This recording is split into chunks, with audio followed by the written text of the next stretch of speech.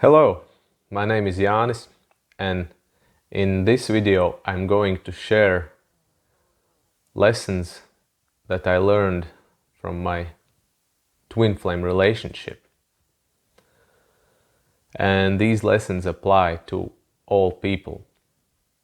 In first part of the video I'm going to talk about what I did wrong, and in the second part of the video I will be talking how to start correcting that wrongdoings.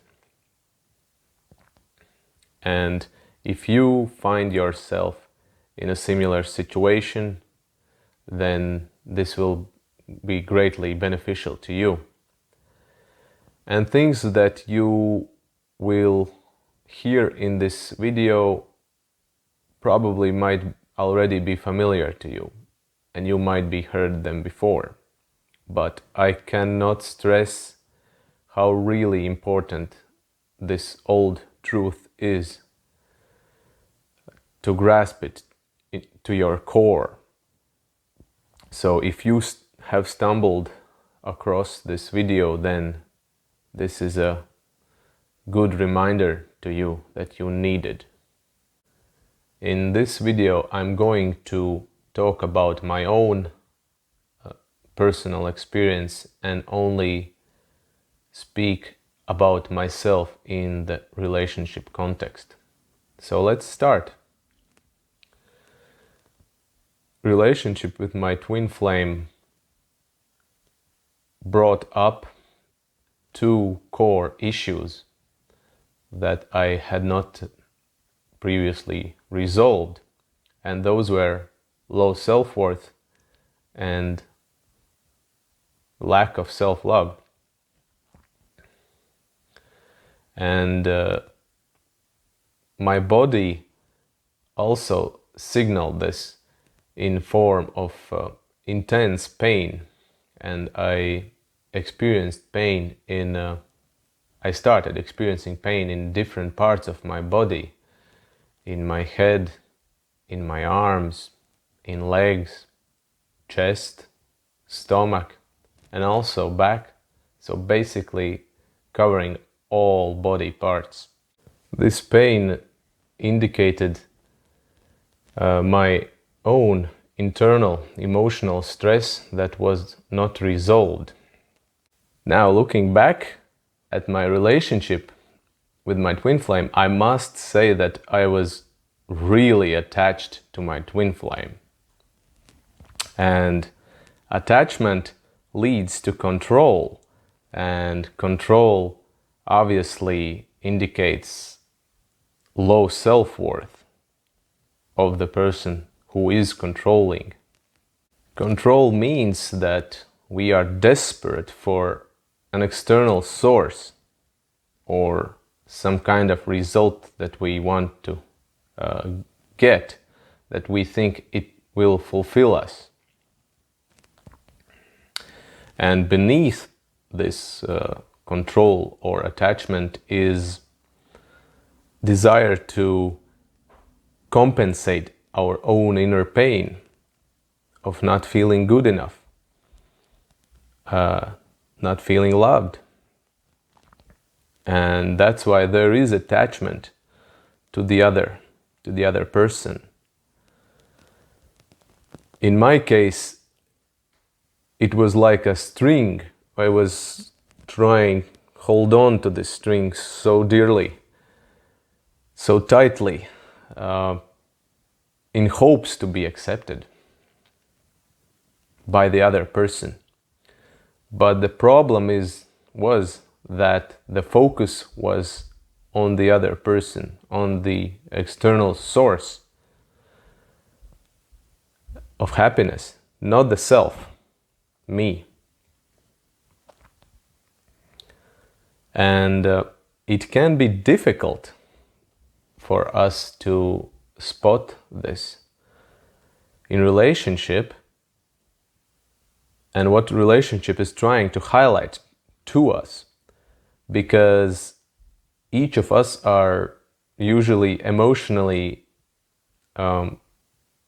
invested and attached to a certain situation. So that can distort greatly our ability to perceive the wholeness of the situation in more depth.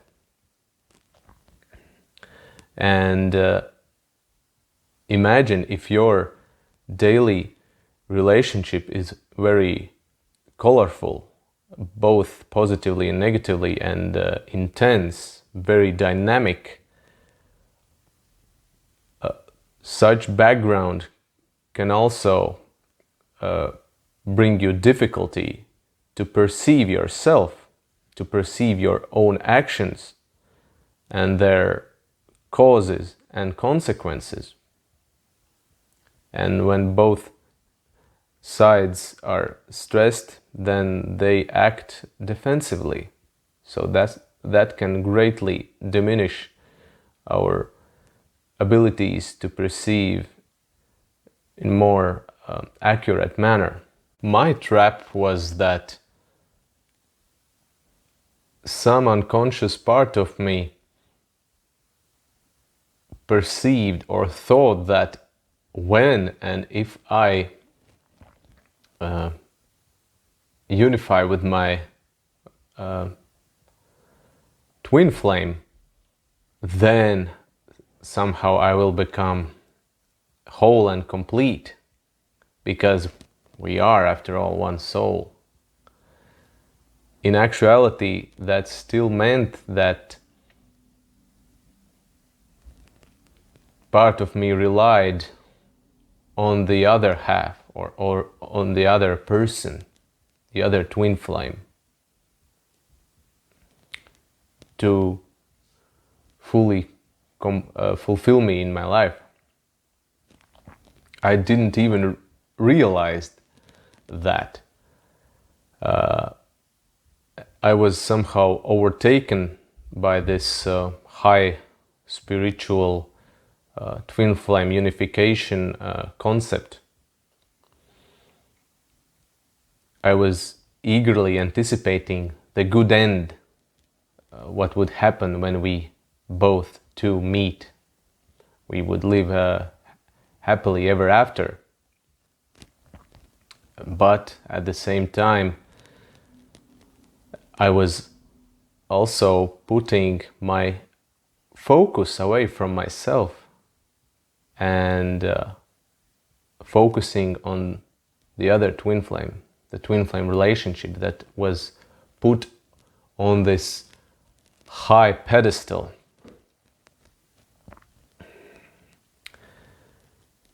And even though I had done previously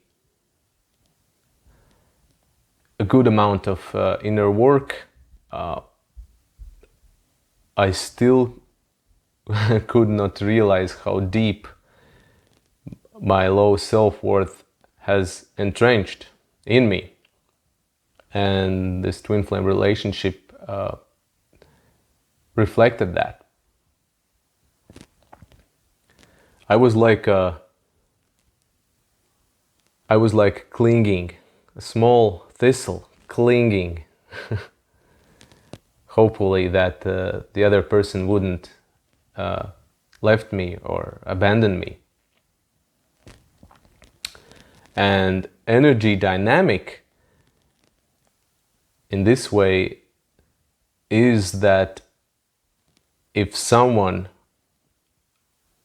starts to cling like a thistle, like I did, it's like a child who tries to hold on to his parent. In this case, the parent was my partner. And unconsciously, if someone holds very tightly like this, then this person becomes like an energy pump, because he or she is taking energy from the other, because he thinks that he needs to take from the other to become fulfilled, to become complete. So the other gets drained all of the energy, and also the one who is taking the energy is also degrading his own potential. He doesn't allow to open up his own potential because there is belief that I need to take from the other.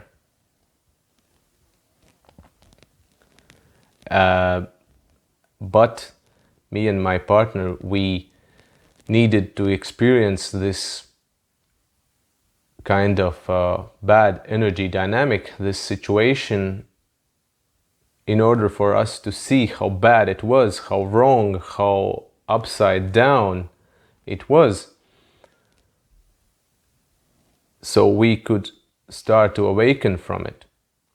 And we could start to see each of ourselves differently, in a more loving light. In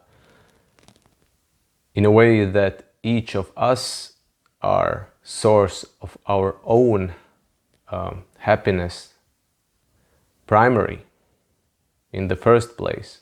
And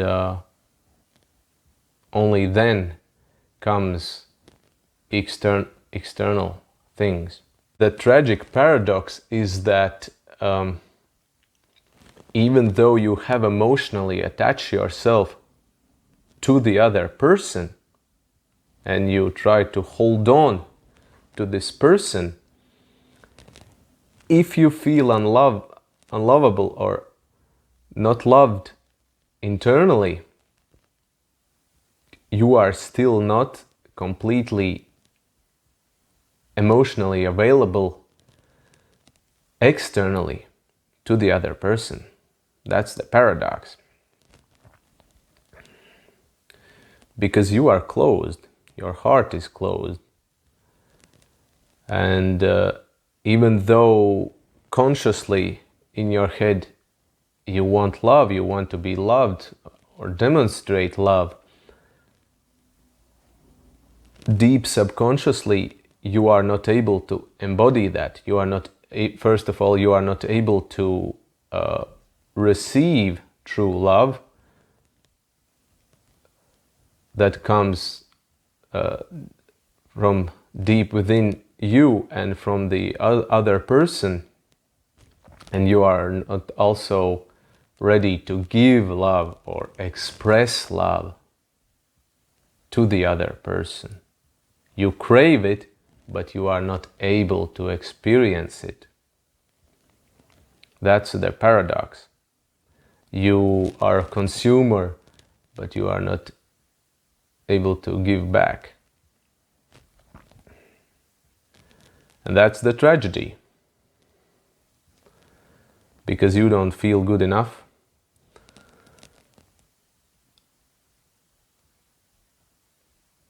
And when you don't feel internally good enough, you cannot be fully present with the other person. So you cannot be fully authentic with the other, which means you are not available to the other, and the other is not available to you. You are physically next to the person, but you are still not available to the person in an authentic way. And you unconsciously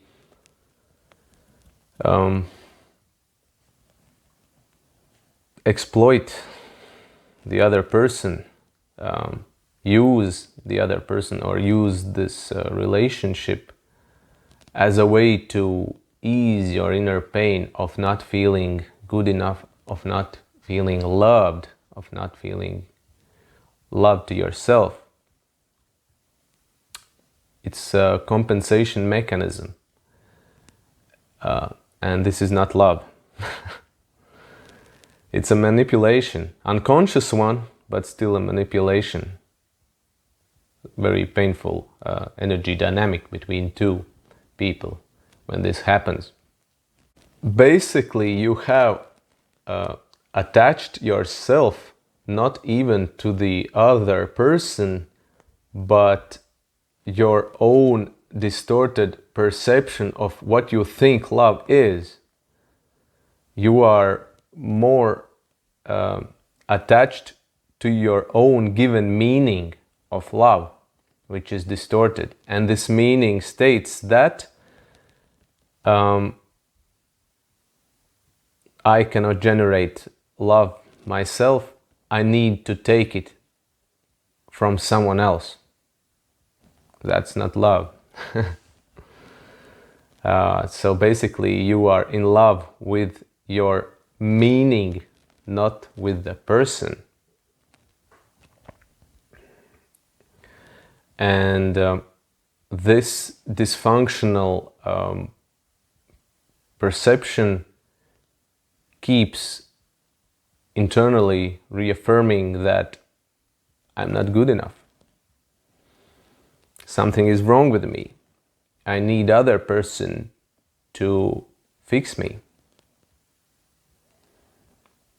And such dynamic is not very loving. On the contrary, it's very unloving and unkind to yourself and to the other person.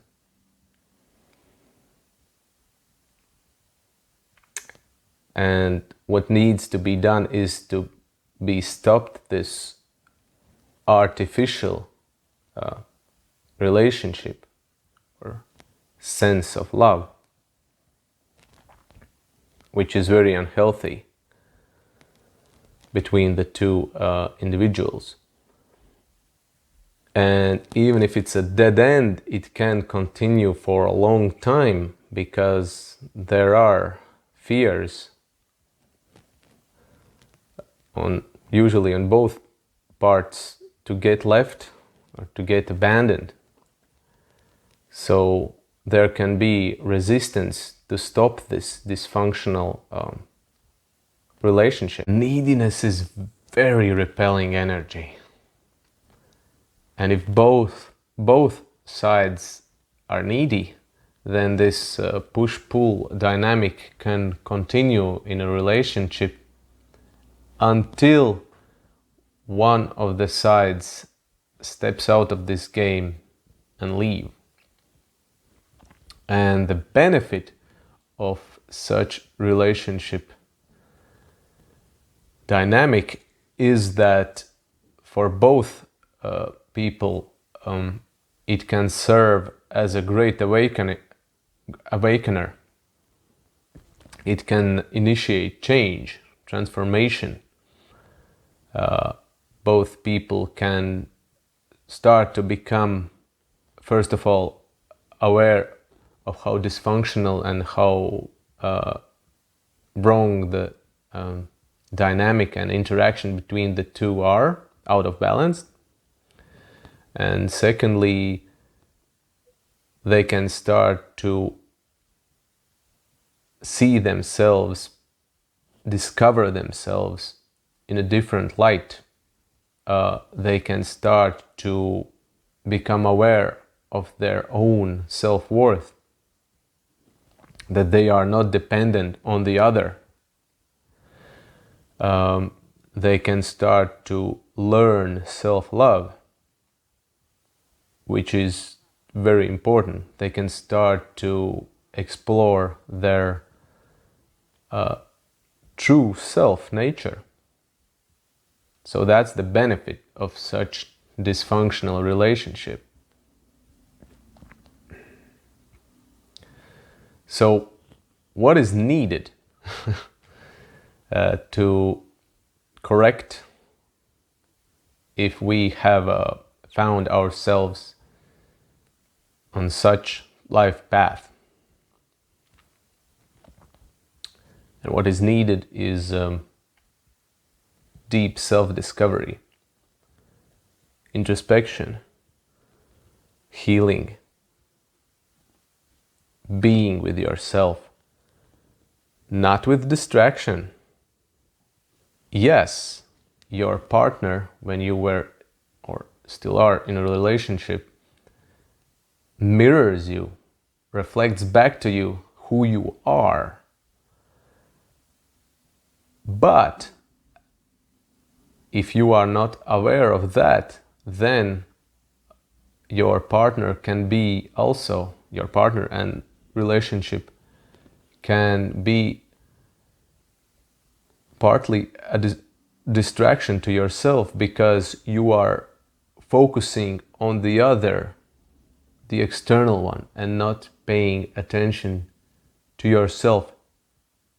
Even if the external one, the other, is reflecting back yourself, it still can be a distraction. It's about time you start to honor yourself, your inner feelings, your thoughts, your emotions, even your body sensations. How does your body feel? What are you afraid of? Why? What's behind that? Don't push these feelings and thoughts and stories away with entertainment that we are used to do as a coping mechanism, as a distraction to avoid the pain. Sit with it. It's there for a reason, to show you, to finally help you heal.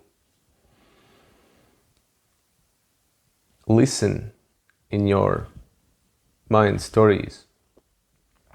What are they telling you? Witness them. Where are they coming from? What's behind them? Maybe an event, a memory, a situation from the past. Belief, a meaning you gave in your early childhood.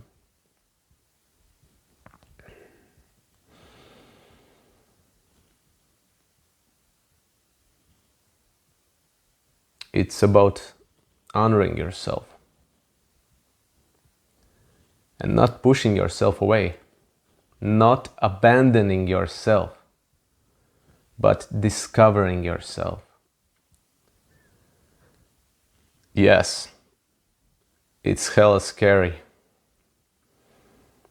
If you have pushed yourself away for all your life, and now paying attention to yourself and not the other people can be quite scary.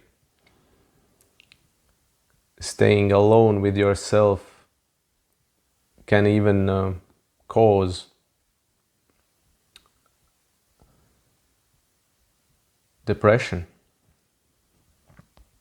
because you have been delaying this again and again and again, over and over again.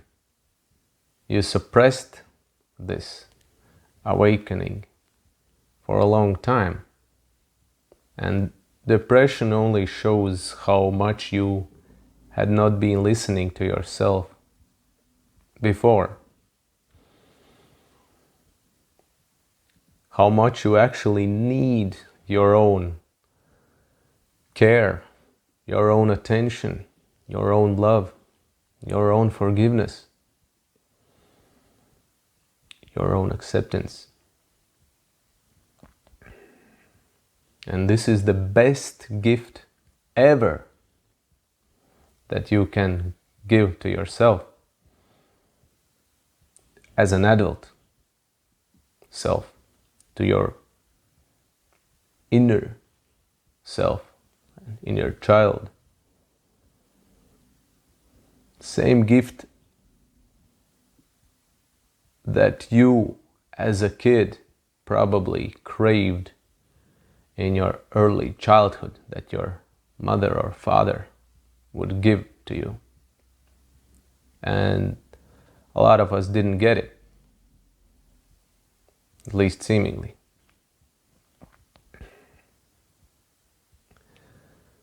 This is the best gift that you can give to yourself.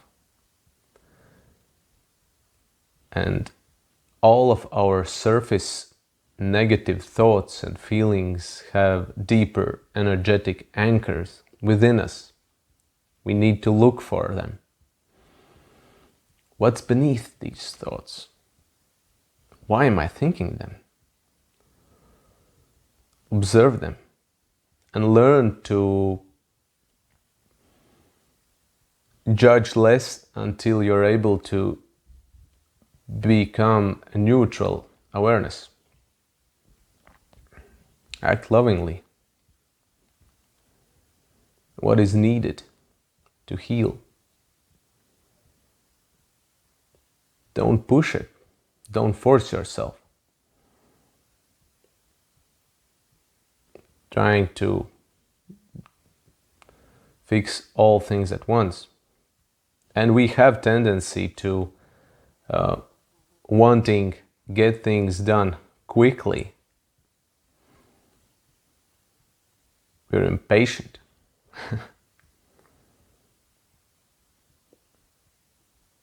But if we are too impatient and forceful upon ourselves, upon our healing journey,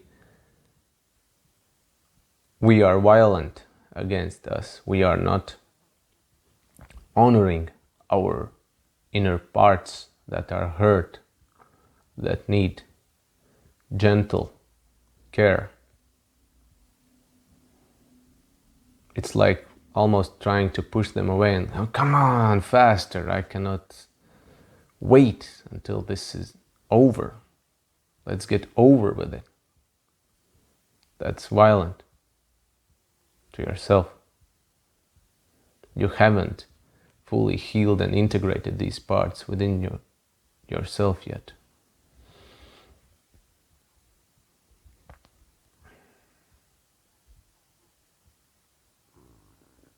If there is a resistance, investigate what's behind it. Maybe a shame and guilt? Why and what I don't want to discover.